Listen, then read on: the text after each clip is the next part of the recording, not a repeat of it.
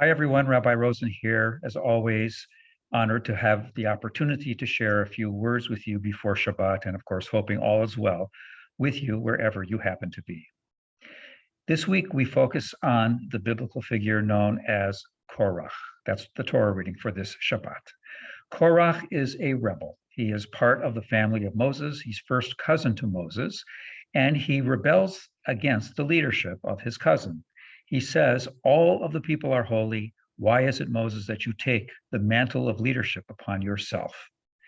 And in short order, we see that Korach will be rejected by not only Moses, but by God and punished. And that, in fact, his claim to power is no kind of simple egalitarianism. It is rather that of the demagogue. He is narcissistic. He is selfish. He wants the power for himself. That is at least how he is portrayed in the Torah. But I wonder sometimes if there might be another dimension to Korach and what goes awry in his presentation of self and how he sees himself. It is not only perhaps the fact that he is selfish and power hungry. It may be that there is a failure that he has on his part in a particular way that might have something rich to teach all of us as well. We all know how indeed we are closely connected at this point in time with each other in the present. This video is a pretty good example of that. But what if we could be more deeply connected with that which has come before us, with our history, with our heritage? Ryan Holiday, the writer, describes how it took a chain of only 6 people shaking hands across the generations to be able to link President Obama with President George Washington.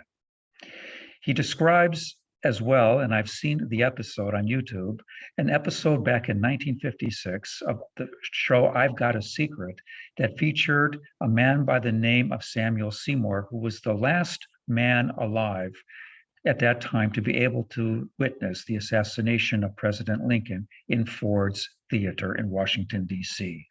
As someone who loves history, I got a little chill up my spine when viewing that video. Emerson once said, "Every man is a quotation from all of his ancestors." We all, if we choose to see ourselves in that way, are indeed connected to a past that is rich with lessons, a past that could, if we wished to see it that way, envelop us, to enwrap us in a very grand story, and offers us a place to see ourselves as part of that story. Korach surely knew that he was part of a lineage that went all the way back to Abraham in his time, but he failed to see that.